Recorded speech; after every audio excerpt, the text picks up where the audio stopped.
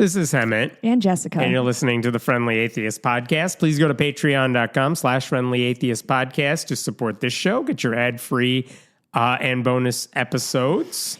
And you are back from Seattle. Yeah, I got back at 1 p.m. today, took a real dank nap, and didn't shower, and here I am. And you now think it's 6 a.m., and it's the opposite. You guys, it's Hemant's birthday, and I wouldn't have noticed it unless I looked at my phone and I had it in my calendar, and he would not have told me. He would have let this whole recording don't go worry. by. I want to spend my birthday skipping Survivor and doing this.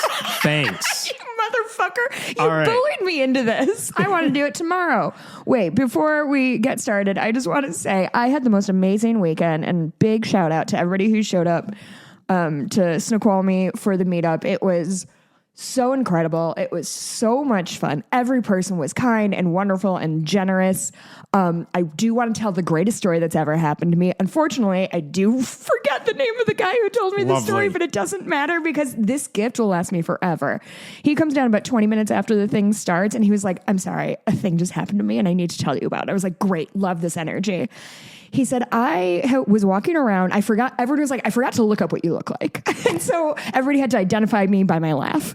And he comes down and he says, I just somehow found a different Jessica with a podcast in this bar. That's the most Washington State shit I've ever heard. And spent 5 minutes like fangirling over her until they realized like, oh no, this isn't the right person. What podcast does she do? She does a local podcast about like the Pacific Northwest. After it was all over, I went up and... That's way more interesting than ours. I know, but I went up and talked to her and she couldn't have been sweeter. I gave her like unsolicited podcast advice because that's sort of the energy I bring to things. And like every time I thought about it, I couldn't breathe for laughing. It's the whitest shit I've ever heard. It was so fucking funny. And I was like, I can't believe you're still here. And he's like, I almost left. And I was like, I would have left. I would have been on the moon. That's the most embarrassing thing that could ever happen to me. But also the best story. It was such a gift to me. Beautiful. And I'm going to have it etched on my tombstone. Love it. Thank you. I'm sorry. Jessica, a podcast host. One of many. Parentheses, not the correct one. Right.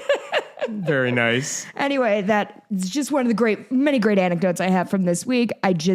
My life will never be the same after that. Excellent. Okay, you start doing shit. Sure. Let's start with the story from PRRI, the research organization.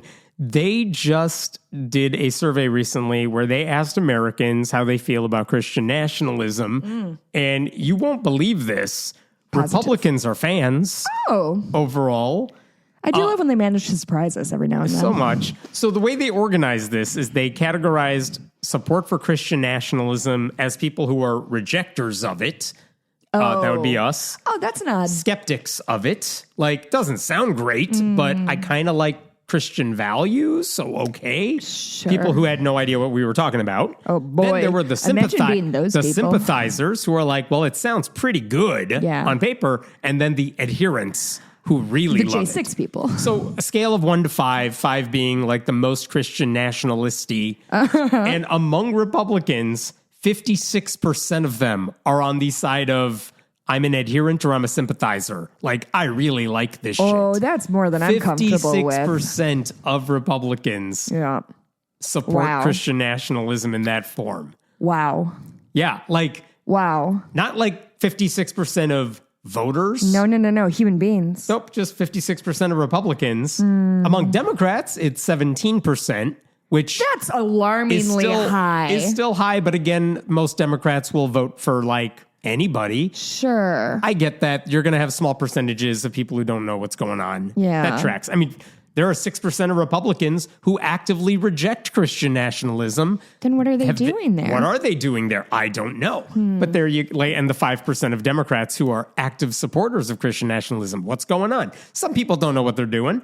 I think 1 in 20 people, 1 in 20 Democrats is an active Christian nationalist. What's the Gallup poll that's like 1/3 of people are creationists that believe? Yeah, and it's like, do they actually know what they're talking about? No, maybe that's it. They're just like asked questions. They're like, well, I'm Christian and this is a nation, so I guess. Yes, and I think there's some of that going on. But it's a sign that the GOP will just continue ignoring the Constitution and church-state separation because their voters want them to do it. Right. And I would also add that the same Republicans who say they support Christian nationalism, they have no problem ignoring the blatant rejection of those values by Republican political leaders, whether you're talking about Donald Trump or Ken Paxton. And that's before you get into anything Epstein related. Christianity is kind of like jazz. It's about the values they don't have. There you go.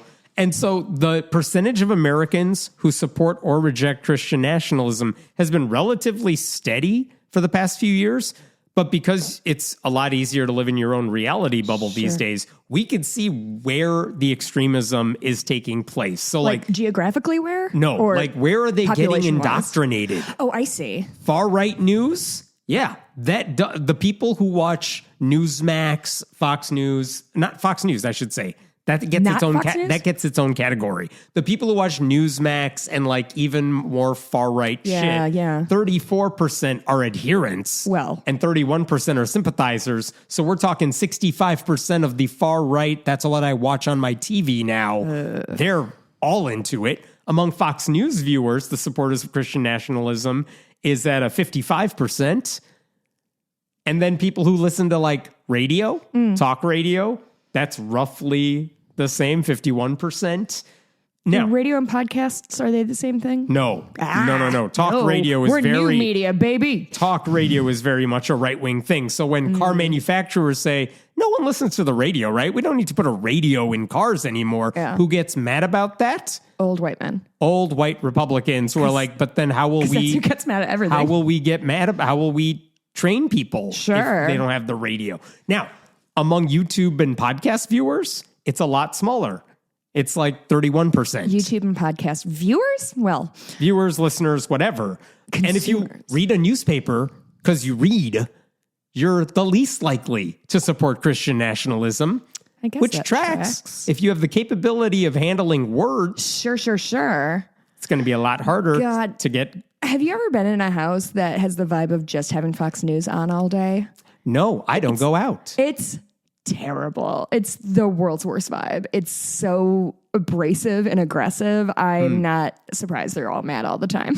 And if you look at a map, what states are shows the most support for Christian nationalism? Shows the most support, I would say, typically we're going to say southeastern United States. You would think Bible Belt for sure. Bible Belt, like your Oklahoma's, maybe your... Oklahoma's close. Oh, you know what? What about like the upper, like my old stomping grounds? Like the places where no one lives? Well, yes, Wyoming. Montana, Wyoming, the Dakotas. So all of those places. I'm just naming all of the states I can think of. There you go. The white states, they all are in like the low 40s in terms of support for Christian nationalism, which makes sense because 4 people live in those states. Sure. And I know 3 of them. Arkansas, 54%. That's the highest. 54% of people in Arkansas are Christian nationalists, like through and through. Isn't it weird that Mississippi, Bill Clinton 52. Came from Arkansas? Sometimes that math doesn't math for me. Years and years ago. No, I understand it was different. It's just such a sea change for what we expect now. West Virginia also 51%. What's the least Christian nationalisty state? Oh, by the way, Texas, 38%. It's not nearly as red as you would think, which maps with all the political numbers we've seen there too. Okay, least what's the states? I gotta go with your classic Vermont. No, believe it or not. Really? Or is that... Vermont, I guess there's World Cup trip there. 30%. Jesus Christ. Okay. Way too high for comfort. Illinois has too much of the... 15% is the answer, but what state? 15% support. 15% support it. It is not New York State. It's not New Hampshire, to be sure. Massachusetts? Massachusetts. Did I get it? You got it. Oh my God, I'm a genius. What does that actually mean in terms of how these people vote? Somebody count out how many states I guessed. You named about 40 of them in the past minute. Now, what does this actually mean in terms of how they vote? Yeah. Well, if you support Christian nationalism, you are also someone who probably supports political violence if you believe it's necessary to save our country. Which is disturbing in part because if you're a Christian nationalist, you're very susceptible to bad argumentation. Yeah. So if you just find some white dude who will tell you, we What do you need to wanna do hear? something to fix the country, which was the entire State of the Union, you may very well be like, well, I guess I'll grab my gun. We checked into a hotel near SeaTac last night. You didn't watch the entire State of the Union? And we turned on the TV and it only had cable, which is fine. And the fucking State of the Union was on. I was just like power scrolling. I was like, I'm not going to see this motherfucker's face. I'm still on island time. I'm still on vacation. You can't make me. Didn't realize that was an option. Yeah, Friends was on. But yeah, like we And then just Sister Act. I haven't seen it in such a long time. much better use of time. Yes. You didn't watch all 2 hours of that shit? No, but I did remember that I learned a lot about Catholicism from Sister Act. There you go. Like, it wouldn't take much to convince a Christian extremist that the country's being taken from him and that the enemies are brown people, immigrants, others. It's everything Trump said. Yeah, because we've seen it a billion times before. They know we who saw they are Oklahoma playing City to. bombing. We saw it in fucking Waco, where it's just villain against villain. I don't know. Yeah. These One people thing just that- love to blow each other One thing up. that was a little weird, the high numbers for supporters of Christian nationalism are actually slightly lower than when Joe Biden was president. Which means Donald Trump is actually... they're a reactive people. Yes, they're a they're reactive very people at reactive. nothing else. Yeah, so Donald Trump has calmed things in a way. I would not grant him that kind Another of one. credit. Yeah. Do you agree that President Trump is a, quote, strong leader who should be given the power he needs to restore America's greatness? Does it mention his servant's heart? Basically saying, should he be a dictator? Restored to greatness. Restored to greatness. 73% of Christian nationalists, like hardcore supporters, are like, yeah, you should let him be a dictator. Like, throw the Constitution under the bus to show how much we love America. Island time is slipping through my fingers, Yeah. Hemant. Now, what do we take away from Also, all this? I had to learn about the Mexico thing in a gift shop in downtown The Mexico Snoqualmie. thing? Apparently, fucking Puerto Vallarta is on fire. No, that'll do it. And this old woman was like, "Did you hear about Mexico?" And I was like, "No, I've been off the news." And she's like, "Good, I'll fucking tell you then. I'll break your buzz." There was a whole scandal in the UK this week about their version of the Oscars because a guy BAFTAs? a guy with Tourette's said a slur inadvertently, like he wasn't doing it on purpose, but it was a whole thing. And on my social media feeds, I'm like, this is what you call a scandal? Oh my god! Oh, you're adorable. Which flavor slur? Like homophobic? Not great. Oh boy! I'm just saying, like, that's what you got. Let me tell you what just happened in the past 12 minutes over here. I don't have time for your scandal.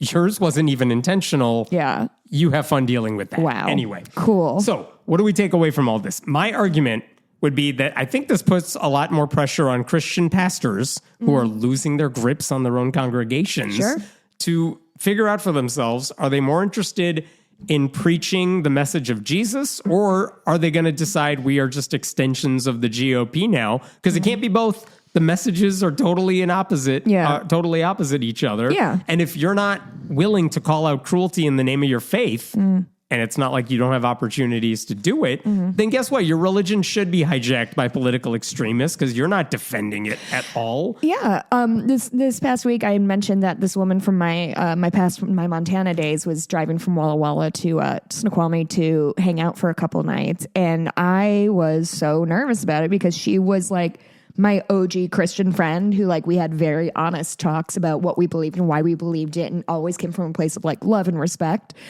And she's not so Christian anymore as much because for literally this exact reason. She's like, this isn't what love looked like. This isn't how you lead with love. James Tallarico talked about this during his censored interview with Colbert last week, where he basically said Christian nationalism isn't Christian in any way, whether or not you believe that interpretation. But like, you can be a person of faith who opposes what ignorant bigots do in the name of your God.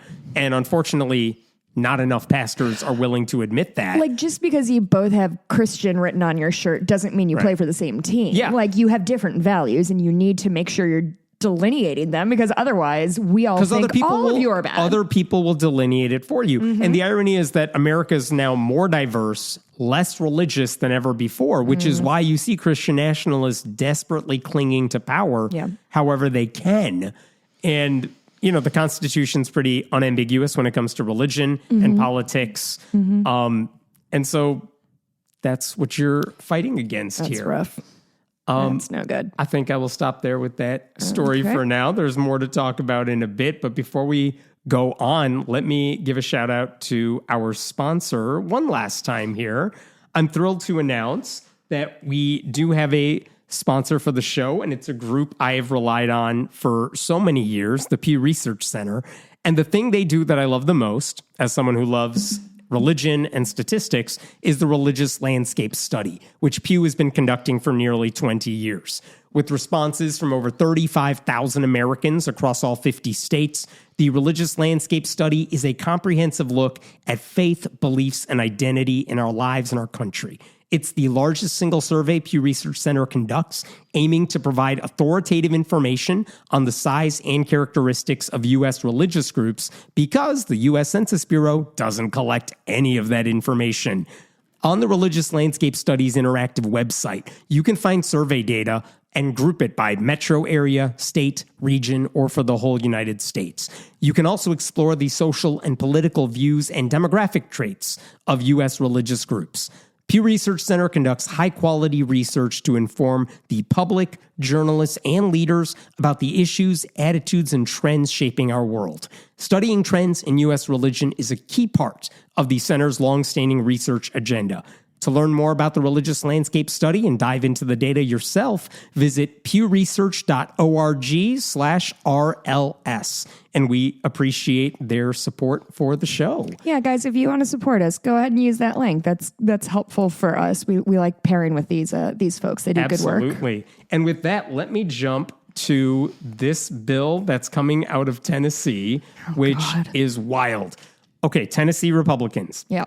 They're advancing a bill that would require public schools to teach the Bible as objective history while also forcing them to set aside time during the day for students to pray. All right, Tennessee. That's actually a new one. I feel like they've been doing a lot of copy pasting lately out of Project 2025. This one feels fresh. Yeah. This was filed actually earlier this year by State Representative Gino Bulso, and he calls it the Protecting Religious Liberty and Expression in Public Schools Act. You know what's very interesting about this is when I was in high school, we had a pretty big Muslim population during Ramadan. Kids were scrambling left, right, and center to try to find an appropriate place to pray during the day. And nobody really seemed that concerned to designate a special area for these people during the important time of the year. But we're going to go ahead and every day, 20 minutes of silence, because that's what kids love to do, sit in silence. And if you read this bill, it begins by offering up a string of lies about the history of church-state separation. Oh, I loved that. It says that the, quote, nativists who promoted the, quote, so-called separation of church and state only did it because they were, quote, deeply prejudiced against ecclesiastical organizations, and especially the Catholic Church. That's why church-state separation exists. It's because the nativists hated Catholics. No, that's where the KKK comes from. That too. It then says public schools can't enforce church-state separation unless the courts, like the Supreme Court or a judge, has directly said you're not allowed to do a thing. So you're not allowed to make any decisions yourself based on what you think constitutes church-state separation. Unless a judge has said you're not allowed to do this exact thing, you got to let it slide. I'm not sure that's how it works. So this means, let's say you're a principal. You learn that the school's football team has a chaplain or a coach who leads prayers in the locker room before games. Mm-hmm. There's no Supreme Court ruling on that. It is implied that that's not allowed because you're directly coercing kids to pray. That's even different from the dude in Washington State who kneeled at midfield after games by himself. Oh, yeah, I was just near where that happened. It was really an honor. So there's no legal ruling, but every judge, every time that's been an issue, judges have basically said, yeah, you can't do that. Or the schools have said, yeah, that's a violation. We're going to stop doing that.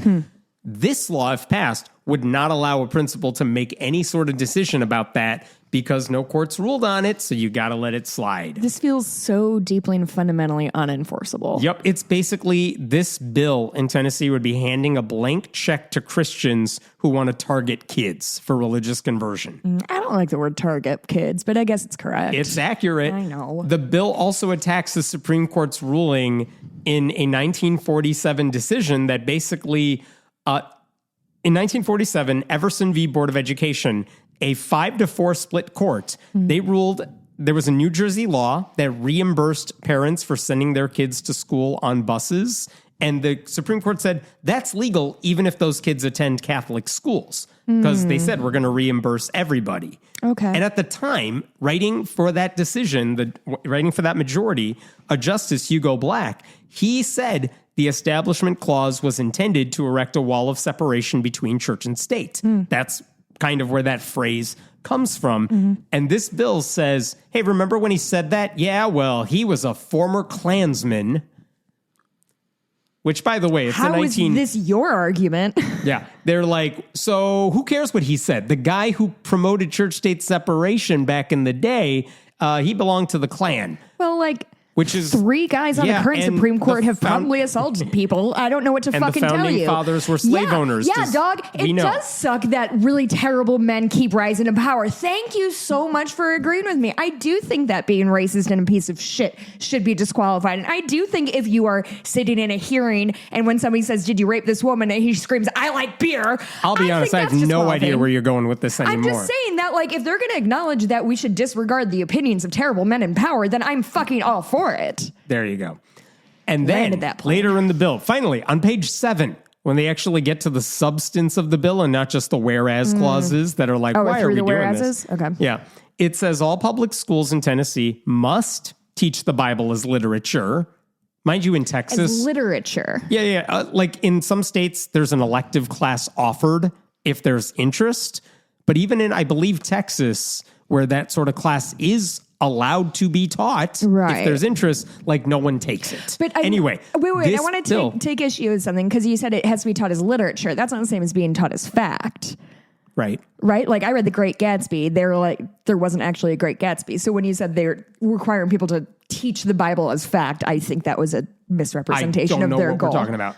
They know. They listen to me when I talk. I ignored you. You're right. Yeah. So it says public schools have to offer a class where you teach the Bible as literature, and they have to offer age-appropriate instruction on the history of Israel, the stories and the moral and ethical teachings of the Old and New Testaments, the life of Jesus, the history of the early Christian church, and the Bible's influence on Western civilization. So are they going to connect that stuff to what's going on in the present day? I mean, Israel if teachers choose to, sure, why not? Wow, that's that sounds like a good use of their time. But it's not going to be on standardized tests, I assume. It could be if it's required teaching. Christ on a fucking crutch. We've already seen this, like, what are the moral and ethical teachings? If you want to pretend the golden rule is the teaching that Jesus promoted, don't pretend that that's a Bible original. It's not. So this idea that we got to teach the moral and ethical teachings, like we're picking and choosing which teachings to go off of. Now, many school districts in Tennessee, 42 of them specifically, already offer Bible as literature classes as electives. They already have them. They're legal as long as they are taught objectively. But they're not required. This bill would force every district to expend resources even if no one wants to take the classes. Reading, writing, religion. There you go. 3 R's. Yes. And the bill includes some caveats that, of course, the Bible must not be taught as religious dogma, and there can't be any proselytizing, and you can't violate the Establishment Clause. That feels like they're writing that with a wink. Yeah. But when you've already declared that the life of Jesus is factual, you're already advancing religion while pretending it's secular. And if the classes are required, it raises a question of what are kids who are excused, which they're allowed to do. Well, what are they going to do during that time? Like, can Muslims just sort of peace out of there for a little bit? Yeah, with parent permission. Okay. But then where are they supposed to go? Are they just supposed to sit around and do nothing? Yeah, where the fuck do the Christian kids go when they learn about sex? My dog is about to come in the house. I'm going to see her for the first time in a week, and I'm going to remain a consummate professional. There you go. Here we go. And the bill says that every school has to set aside a designated period of prayer and reading of the Bible or other religious text. Has to be religious, every day. Every day. Every day you got to set aside some time. So I'm sorry, 4th graders are going to be like, okay, here's Ecclesiastes. Yep. Is that a book? Sure. Great. Good job, Jess. Parents would have to sign a form saying they understand this is optional and that they will not sue over it. Oh, well, which is a weird... The bill says this. Sorry, imagine my mom signed my permission slip for the shed aquarium, and it's like, if she drowns, you cannot sue us. Which is the thing, you're basically saying, are you okay with your kid participating in this? I'm sure some parents are like, yeah, sure, whatever. But also, if we do anything illegal, you're not going to sue us, right? Hi, Daddy. There we go. There's my angel. By the way, Tennessee already requires schools to have a 1-minute moment of silence every day. Already, they have time to pray. That's apparently not good enough for them. They need to have more time to pray and read the Bible. And the bill says it could happen before regular school hours, but even if it's voluntary, you can already imagine the social pressure on kids participating even if they don't want to. Oh my God, totally. And it's totally useless since students can already read the Bible during free time, whenever they want. No one was ever stopping them. You know why they don't do it? Because it's stupid and a boring book. Yeah, it is correct. Yeah. Yep. And maybe if it's an extreme teen Bible, that could be cool for the kids these days. Oh, I'm sure. Yeah. The bill also includes a provision about lawsuits involving church-state separation. That can't be a good sign for a bill. It would prevent people from suing even if they thought their civil rights were being violated. That provision would basically say, if you sue this district for violating church-state separation, even if you lose or anything like that, you would have to pay the other side's legal fees. Which some courts, a lot of these cases, they settle out of court or something like that. But if your case is dismissed by the judge, or they're like, I don't think your lawsuit's strong enough, so I'm not weighing in on this. You have to pay for you and your lawyer may still have to pay for the other side's legal fees, which is another way of saying don't sue. We're going to bankrupt you if you do. Is that legal? Even if the state wasn't asking you to pay those legal fees, they have 3 years to sue to recover those costs. Okay. So this sounds pretty good so far. My favorite thing about this entire thing. Yeah. The guy who's sponsoring it, you know what else he's known for? This Bolso guy? Tell me. Defending marriage between first cousins in Tennessee. Oh, good for him. There was a bill really to ban on the it, right side of and history. he's like, no. I heard something interesting of you should keep an eye out for states where they have you can't marry somebody younger than 14, because the states that have those laws means they had to make that law because people wouldn't stop marrying 14-year-olds. Yeah. And so anyway, that's just something worth keeping in mind. But you know what? Good for him for standing up for cousins' rights. Oh, yeah. This guy also defended the bill. The defining battle of our generation. Very much. This guy defended his bill by saying, ever since prayers have been removed from schools, I think you could see the social decline that we've had. He cited the abortion rate, a falling marriage rate, and an increased divorce rate, saying such social ills did not exist when children were permitted to pray in school. I do love the boldness with which they declare things good or bad, of oh my God, declining marriage, what are we gonna do? Whereas it's yeah, but can you look up spousal abuse rates? Right. Or can you look up abortions occurred before 1962. Right. They just were not always safe. And a lot of the women were forced died. to stay in unhappy, unhealthy marriages before no-fault divorces were legal nationwide. But apparently, giving them the option to leave those relationships is a problem. Yeah. Now, a nearly identical bill to this one was passed in Texas last year, some version of this. Over 160 faith leaders signed an open letter this month saying that law is just threatening to, quote, drive a wedge into public school communities and create unnecessary administrative burdens. Yes, correct. But for now, this Tennessee bill is sitting with the House Judiciary Committee in that state. Do you see this as something that they are doing to try to tie up funds and effort? You know what I mean? Keep them scrambling so they don't have time to, do any good education shit? Or is it just Bible good? Bible good. Cool. I think it's just we're in power, so what are we going to do? Help people? All of our no. dumb shit. Let's just do a bunch of Christian nationalist dumb shit and impose our will upon everybody. And again, people died. And it's Tennessee. Froze to death by in their and large, houses in the Texas. voters there do not care. Republicans know it, so they can get away with this stuff. Man, oh man, what a nightmare. This guy Bolso, he also made headlines recently for a bill that would allow private companies and people including hospitals, banks, and restaurants, to deny the legitimacy of same-sex marriages. I'm sorry, what restaurant am I going allowing to? them to discriminate against gay people. So he's basically supporting a bill saying if you own a restaurant and you say we don't serve gays in here, they would be allowed to get away with it. You are not welcome in this Benihana. Yeah. This is against God. So that's what this guy's up to. Man, this is a TGI Fridays. You and your spouse cannot hold hands. Oh, these dum-dums. Yep. All right. Entirely different story here. That's fine. Let's go to Louisiana. We got an update in a 10 Commandments case this week. Okay. And this is frustrating and annoying. Here's where we're at right now. Okay. We know there are lawsuits. We know that several states, Texas, Arkansas, Louisiana, passed laws to put the 10 Commandments in public schools. Every judge who's looked at this has said it's illegal, and then they've been appealed. We're waiting on some decisions. But a previous lawsuit to block Louisiana's 10 Commandments law, I mean, the judge even said the law is plainly unconstitutional. And then the full Fifth Circuit conservative court was like, wait. We don't like our three colleagues over here who said no to you guys. So we're all going to listen to this. Wait, the judges themselves can do that? Yes. And the full Fifth Circuit just decided 12-6 to overturn their colleague's decision.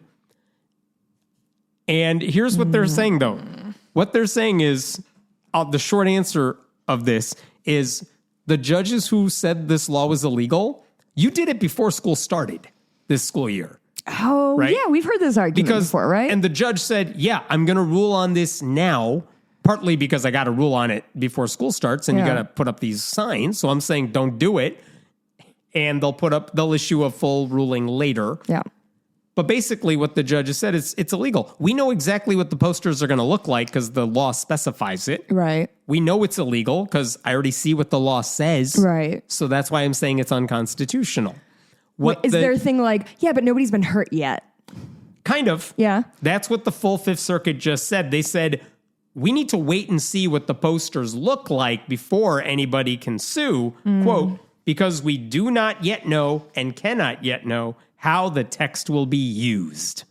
Basically saying all these families that are suing over the 10 Commandments, they haven't seen it in the classroom yet. When are you going to believe me or your lying eyes? Like, these motherfuckers. Like, we're going to wait and make sure this shakes out exactly how we expect it to shake out, and then we'll decide that nobody's been hurt. Which is ridiculous because the judge earlier said, I don't need to wait. They told us what the posters need to look like. How Do you they can remember? get away with this? Attorney General Liz Murrill in Louisiana held a press conference where she showed examples. She's like, look at how it's legal.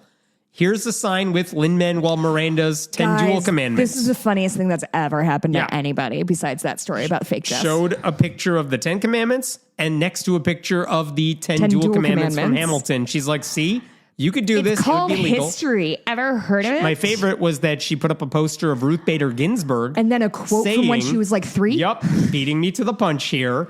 Put up a picture of Ruth Bader Ginsburg saying, since the beginning of time, the world has known 4 great documents. Great, because of all the benefits to humanity which came about as a result of their fine ideals and principles, one of them being the 10 Commandments. And yes, she wrote that when she was like 8. 8th grade, I should say. Oh my God, these people, and they have no moral center. They have absolutely none. And so so what's going to happen? Here's what happens from this point on. This more suing decision basically gives public schools now a chance to put up the 10 Commandments posters because the law requires them to do it. And as soon as one of them does it, a family can say, okay, well, now we're suing. What's your lawsuit going to say? Copy paste the one we did earlier. But now that's it. It's the same thing. And the judge who's going to see that case again, it's probably the same one, is going to be like, yeah, what I said last time because I was right. So like, so they're only delaying it. Why? All this does is allow the 10 Commandments to go up a bit. It delays for like, I don't know, a good year. The distance between like a judge saying it's unconstitutional and illegal and the time to which the Fifth Circuit can be like, well, I guess now we have to rule on the merits of the case. And guess what? We're saying it's fine. Oh, God. That's where we think they're going with it. It's the Fifth Circuit. It's very conservative. So instead of ruling on the merits, they're like, well, we're going to rule on it's not ready to come to us yet. So, hey, districts, go put up your posters and then we'll get around to it eventually. I kind of miss when they used to at least pretend to be doing their job correctly. Yeah. You know what I mean? Like, at least they used to put some effort into like keeping up a facade. Now they're just like, There's no facade I hate now. this.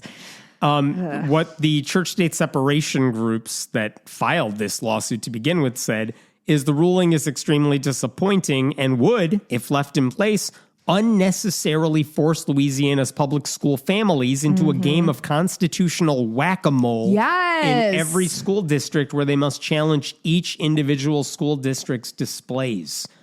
They said we are looking at all legal pathways to proceed. Like, they're not disappointed because they lost. They're disappointed because the conservative court is making them jump over stupid hurdles in order to say all the same shit they've already said. The Louisiana judge who said this was unconstitutional wrote a very lengthy ruling as to why it was illegal. Very specific and well thought out. And there was no room for anything else in there. Like, there's no argument he was missing. Right. But now they're like, well, you haven't seen the poster. It doesn't matter.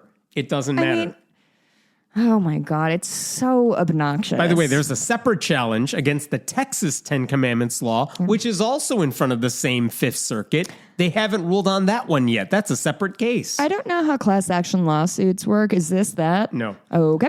So, one of the judges for the Fifth Circuit, and a very arch-conservative short list for Donald Trump for the Supreme Court, his name is James Ho, he wrote that he would just allow the law to be in place. Like, I don't know why we're waiting. I would say it's fine to put the 10 Commandments up. Why? Because he says promoting Christianity in schools is perfectly legal. What's wrong with that? The Constitution is wrong with that. Sorry, he's a Trump judge. The First Amendment does not matter what the Constitution says.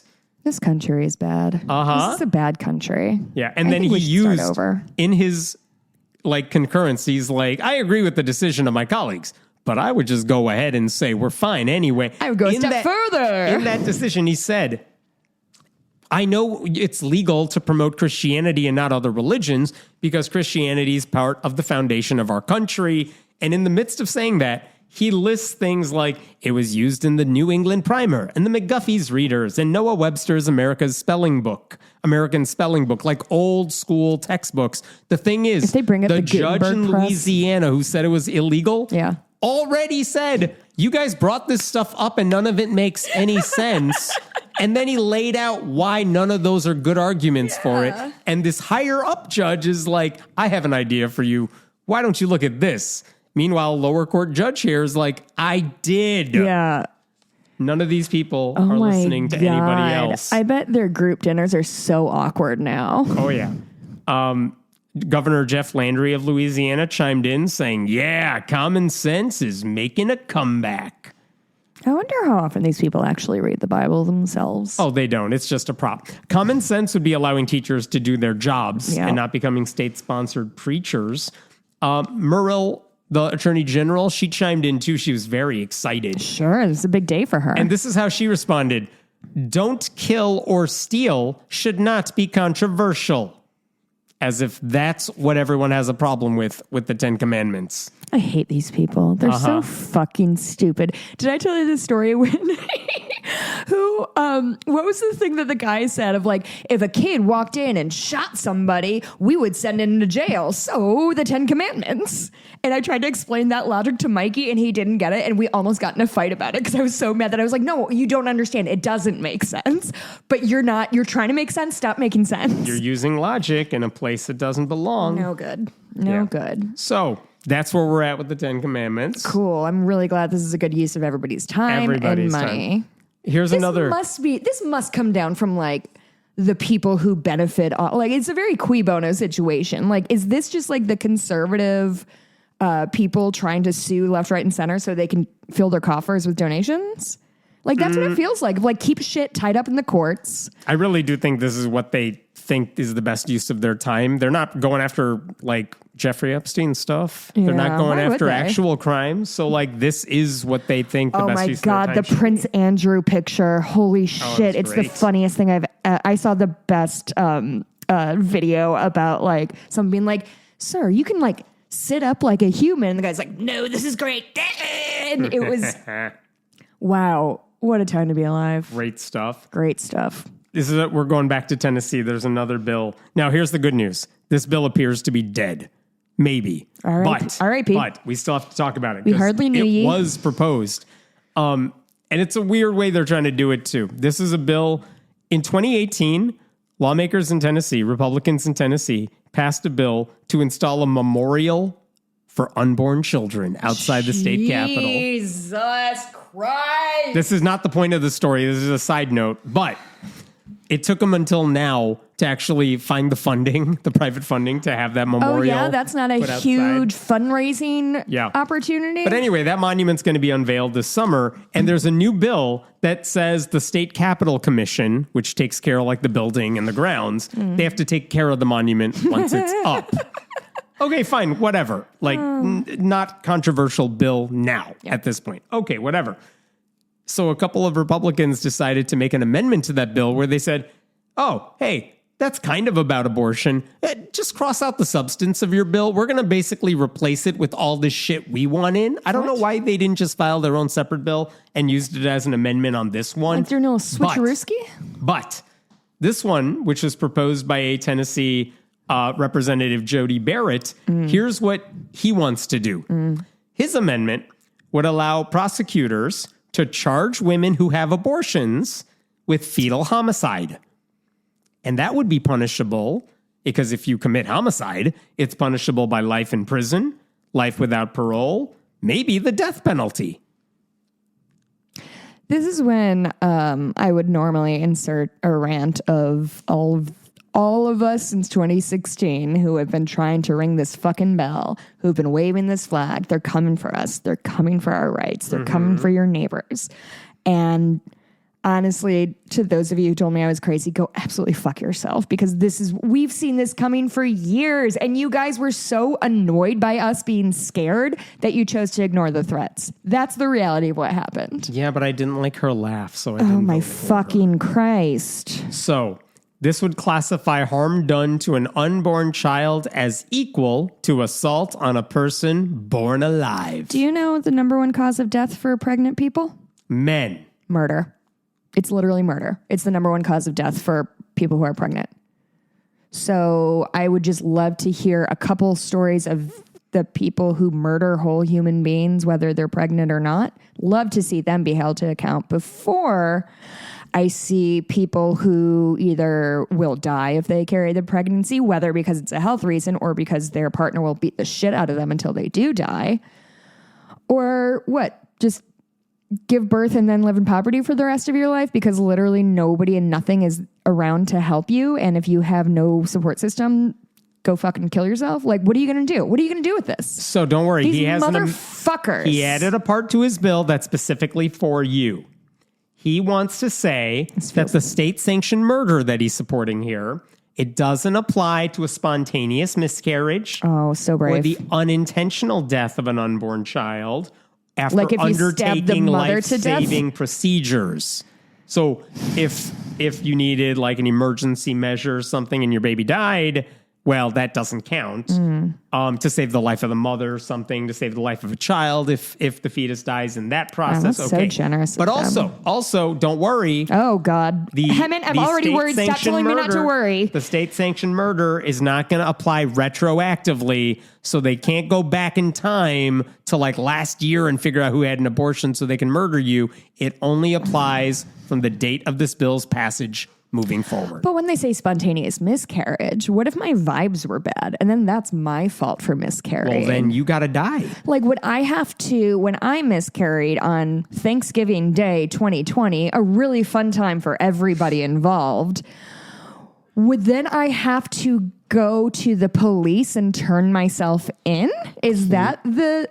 Like, I didn't go to a hospital. Well, maybe they'll spare you the death sentence then. If you did that, save them some time. I don't think I'm the kind of person they're looking to spare, Now, if you frankly. think this is so extreme, no one could possibly get behind this, who supported it? None other than Clint Presley, who is the president of the Southern Baptist Convention right now, which is the largest Protestant denomination in the country.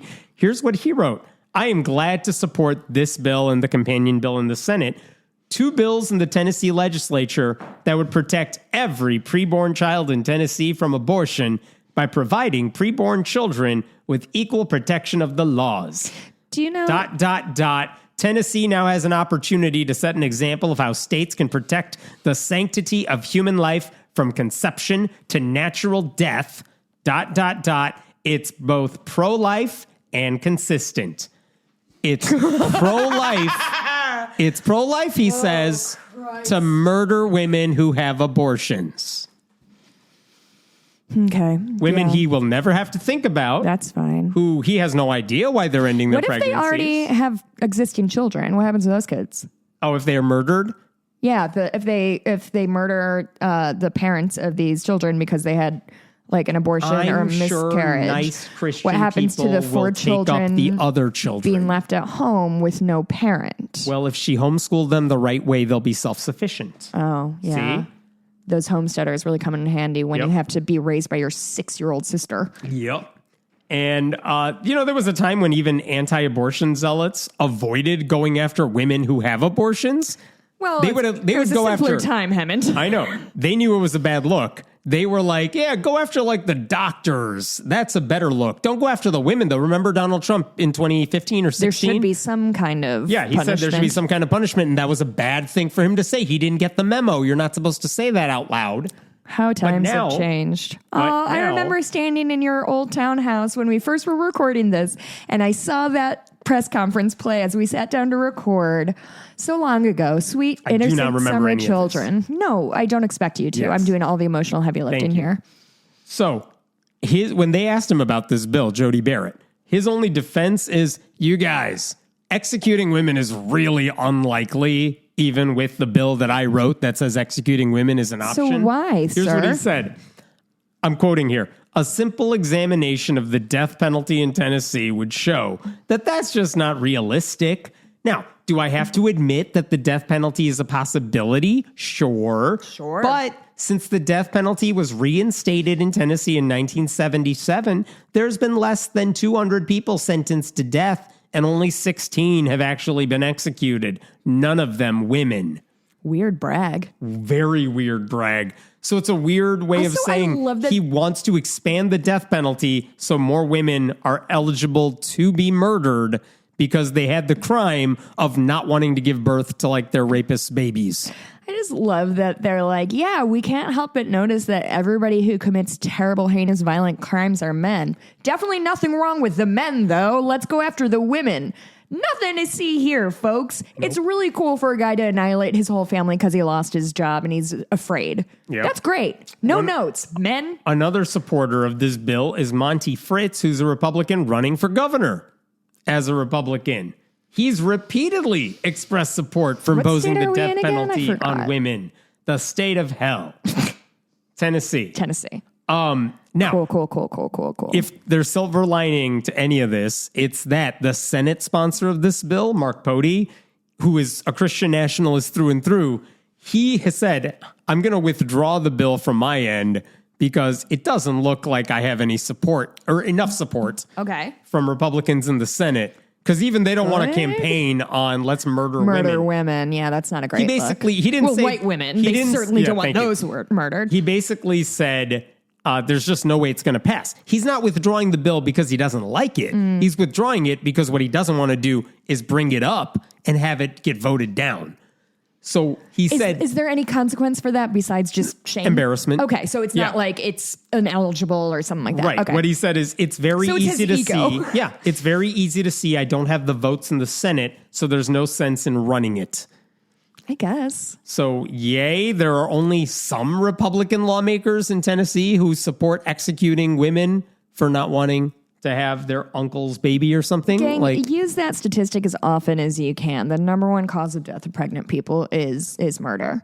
I just don't know. I cannot think of a better example of the violence that this country is willing to enact on women and people who can get pregnant. It's nonstop. And then they were like, so Jody Barrett, the guy who's still on board with this, you still see no problem. Bud? You still have no problem with the murdering women thing. Yeah. He said he's not trying to have women sentenced to death. I just want the option to be on the table to scare them. Here's the quote. It's not singling out women. It's saying that anybody that kills a child in the womb would be subject to criminal penalty. Oh my God. And now he's pro-trans. Yeah. They figure it's horseshoe theory again. There you go. I mean, he's going after the doctors too, but he's like, I'm not just going after the women here. Oh, no. So I've heard men can get pregnant. This is all happening in a state that already prosecutes doctors who assist with abortions. They face up to 15 years behind bars. Well, and it's also a felony to help someone travel to another state to have the procedure done, just as it's a crime in Tennessee for companies to fulfill orders for abortion pills via mail. Well, and I want to zoom out a little bit on this, too, because obviously all this shit is terrible, and I think I've made my stance on it extremely clear. But the larger problem is that with restrictive laws like this, you're going to get yourself an old-fashioned brain drain. And so people who want to do reproductive medicine, OBGYN stuff, or even just practice medicine in like an emergency situation or something like that, they're not going to fucking go to Tennessee no. And remember, where you might get murdered for doing your job. And Donald Trump's one big beautiful bill that the Republicans passed, that one shut down how many rural hospitals, took away money from states across the country in places where they already have a hard time finding doctors. I do a lot of the work I transcribe is about rural medicine, and boy, oh boy, gang, these people, what are we doing? Like, what are we doing to them? Why? These are their voters. Rural America is like their bread and butter. Yeah, but they won't notice until they're on their deathbed. So, oh well, and they probably won't change their mind because they think God gave them cancer or whatever, instead of like preventative medicine or like the factory that you worked at with zero regulations that gave everybody around you cancer. But that's not the problem. Hey, the problem is immigrants. Coal is clean. How dare you? Yeah, so clean. Anyway, the thing is, as you know, abortions are going to happen anyway. The legislation's not going to stop abortion. It's going to drive the practice further underground, which only leads to more unsafe abortions. That's it. The Black Dahlia story is almost certainly a story about a woman trying to attain an abortion, and she ended up desanguinated and cut in half and left down a road in a neighborhood. So is that what we're going to get back to? Because we haven't had a really fun murder mystery in a while, Hemmant. I'll get to that one next week. Fuck you. The right-wing extremists would rather see women suffer than give them any control over their bodies. They don't care if she's not ready to have a baby or if she's pregnant due to assault or incest. Like, there's no room in their tiny brains for that kind of compassion or thoughtfulness or anything. And like, Tennessee Republicans deserve no credit for pulling this bill because they don't have the votes for it, because they're the ones who are proposing it. Like, you don't get to claim you value life when the death penalty remains in your toolbox. This is true. There is a student, she's probably, I don't know how old she is, but a leader of an anti-abortion group posted something saying the death penalty is inconsistent with a pro-life worldview. Okay. Right? And I think that's in response to this bill, to which Dale Partridge, a Christian nationalist preacher, chimes back, this is exactly why women must not lead in the moral cultural war. Huh.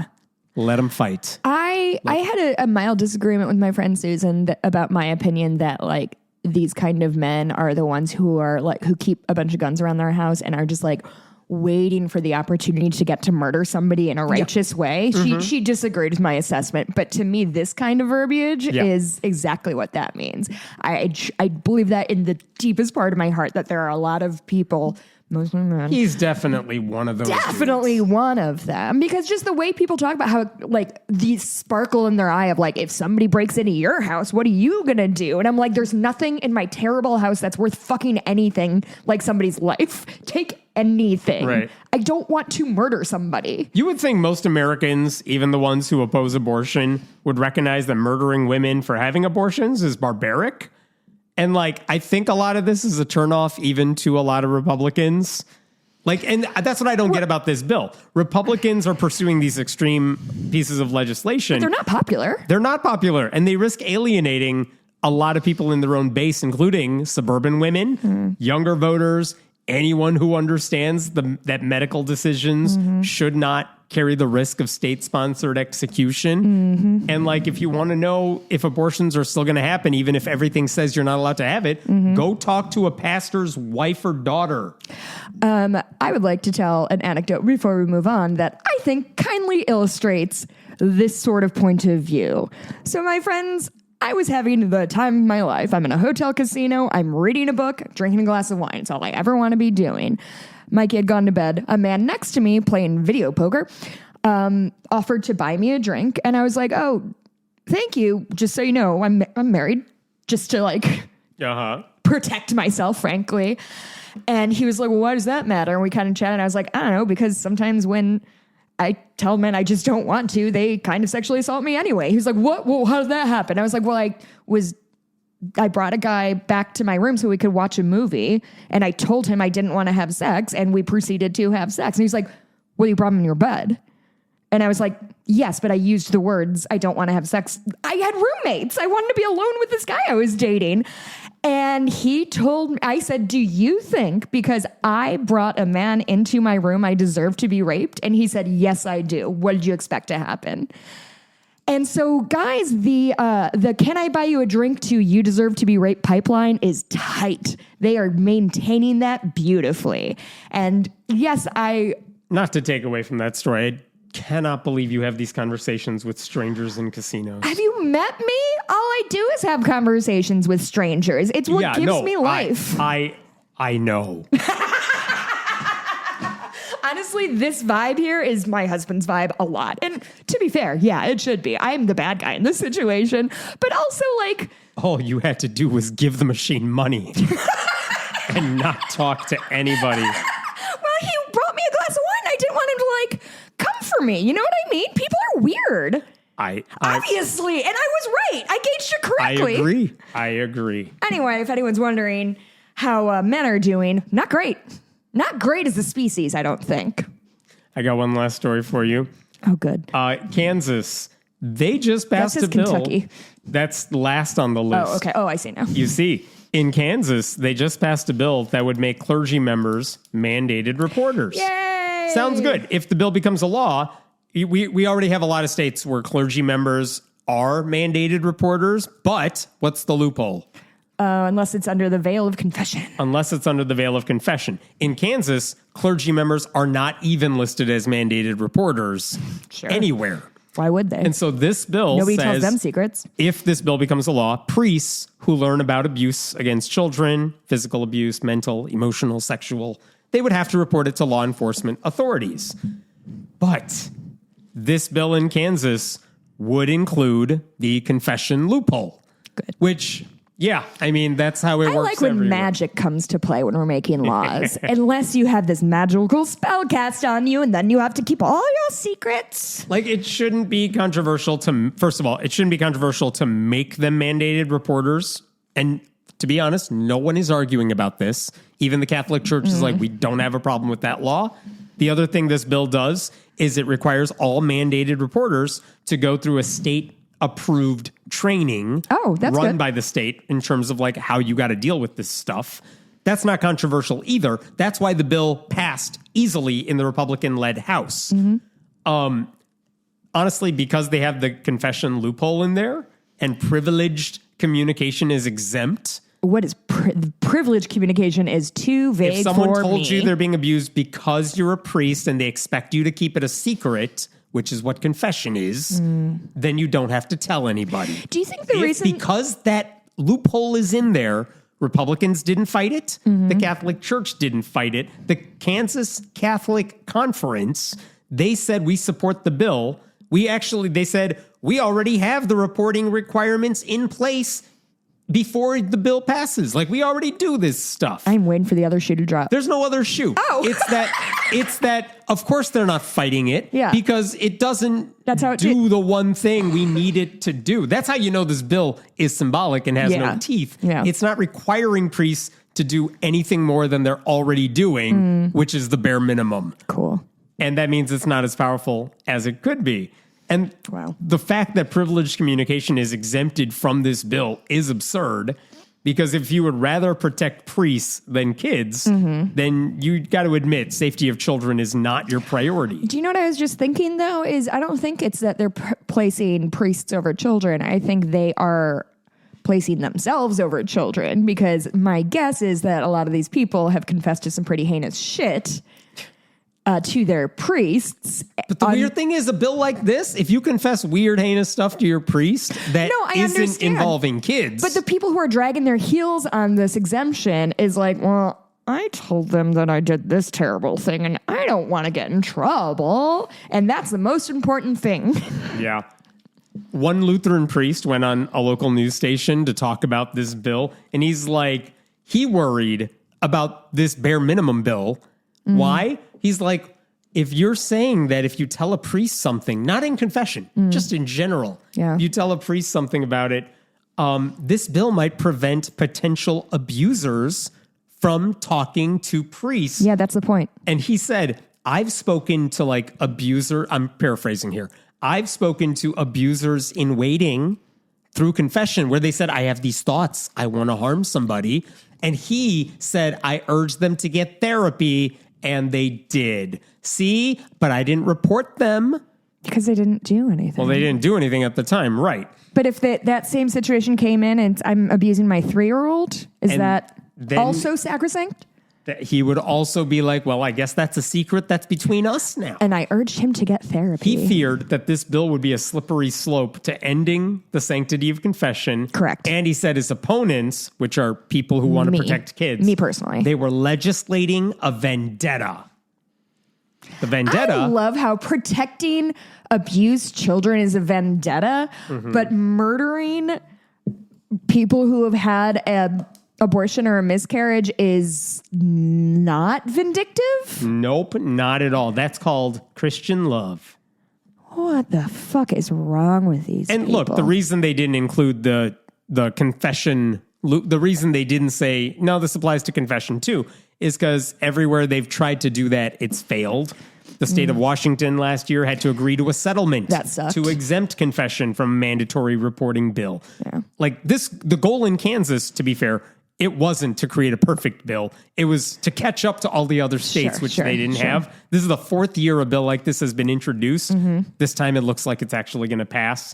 For what it's worth, when the Judiciary Committee held a hearing on the bill just last month, they had personal statements from a few people. One of them came from Joe Charest, who I believe listens to this podcast. Hi, Joe. Who told the lawmakers that her grandfather was a church leader who abused her from the ages of 10 to 15. And during that time, she told a priest what was happening, but he didn't take any meaningful action to stop the abuse. And one of the things she said in her testimony, I'm quoting here, I tried going to our priest a few times during that time and nothing happened. Why should it? He wasn't a mandated reporter of abuse in the state of Kansas at the time. Had I known this, I wouldn't have gone to him.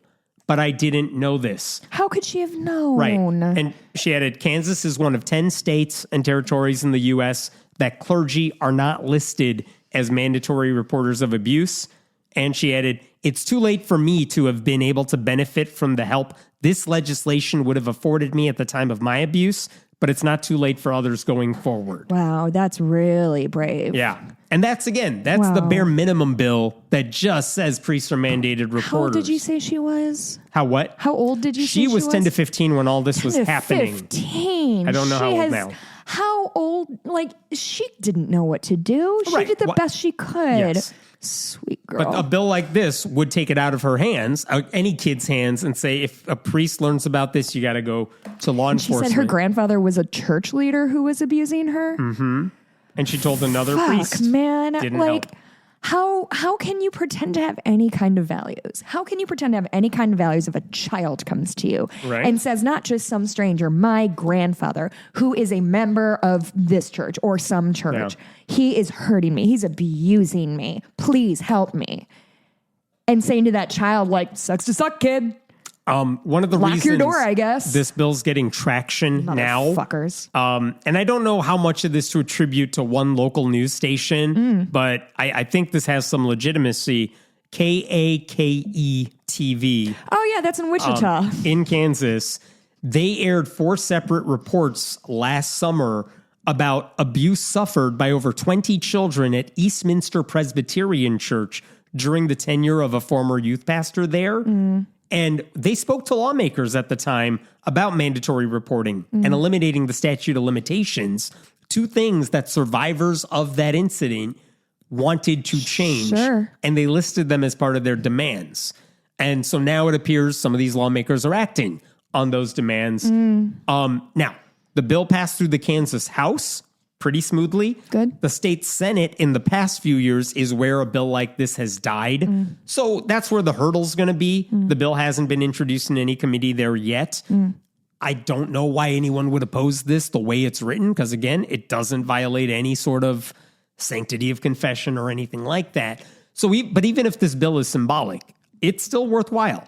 Like, mandatory reporting isn't radical. It's not anti-religious. It's the bare minimum. And like, teachers do it. Doctors, therapists, social workers, everyone is legally required to report abuse. We're both mandated reporters. Yep. Exempting clergy sends a chilling message that religious figures are apparently outside the moral and legal framework that the rest of us I just don't think their brains work right anymore, because like, if your whole fucking thing is save the children, protect unborn babies, and then a child comes to you and says they're being hurt, and you're like, that's not my purview. You should go to no one with that. So Kansas has allowed this loophole to exist by not including priests as mandated reporters, closing it even a bit.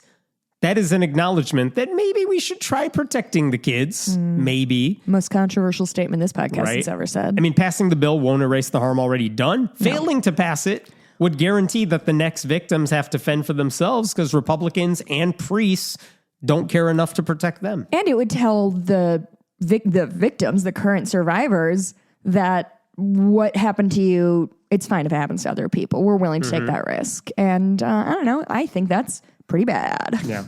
And that's it. I'm going to stop there for now. Okay.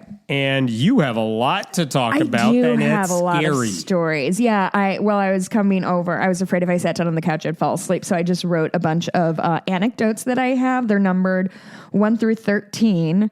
And I'm going to let Hemant, as his birthday present, pick through and see if they can, see if That's we can what we'll do for the bonus anecdotes. episode. You can go to patreon.com/friendlyatheistpodcast to support this show. Please do it. Yeah, we need your help. We need your help. And you can leave a review on all the podcast apps. Jess is looking for one now. Nothing new, but I do want to read a message from Sarah, who was very, very nice and brought me drugs, which made her very likable. But she did message me on Monday and said, "You helped me see that you don't have to be a jaded asshole to be an atheist." And I thought that was nice. But that's like your whole shtick. I'm not a jaded asshole. I care a lot. It's like my whole fucking, I'm fucking Leslie Knope. I care a lot. It's kind of my thing. I care so much. All I do is care. Sorry, if I interrupt you at Applebee's, then... I would never go to an Applebee's. Oh, sorry. They microwave their food. I go to Max and Irma's like an adult. Okay. Well, we lost another sponsor, so go to patreon.com/friendlyatheistpodcast. Okay, let's do this bonus so I can go back. Bonus episode time. Talk to you next week. Bye.